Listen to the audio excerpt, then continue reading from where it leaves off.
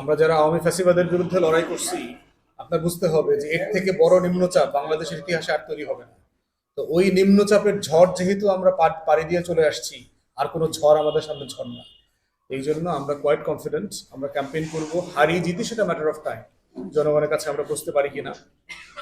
একটা বড় সমস্যা হচ্ছে এলাকাতে কোনো লেভেল প্লেইং ফিল্ড নাই, ক্ষমতার ভারসাম্য নষ্ট হয়ে গেছে, এবং বিএনপির একাংশ নব্য আওয়ামী ফ্যাসিবাদের যে চরিত্র সেগুলো ধারণ করেছে, এবং সেই অংশটা এলাকাতে প্রচুর nuisance, দুষ্টামি, বদমাইশি যা যা করা সেগুলো করতেছে।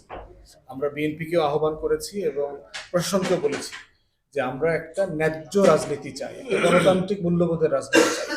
সবাই যার যার জায়গা থেকে কথা বলবে, সমালোচনা করবে, প্রতিবাদ করবে, কিন্তু সেটা যেন মারামারি হাতাহাতি পর্যন্ত না চলে আসে।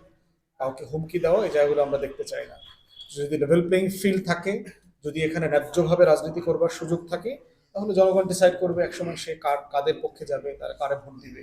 আমি জিতলেও খুশি হব সেরকম নির্বাচনে, হারলেও খুশি হব, কারণ জনগণের মতামতই হচ্ছে সবচেয়ে গুরুত্বপূর্ণ।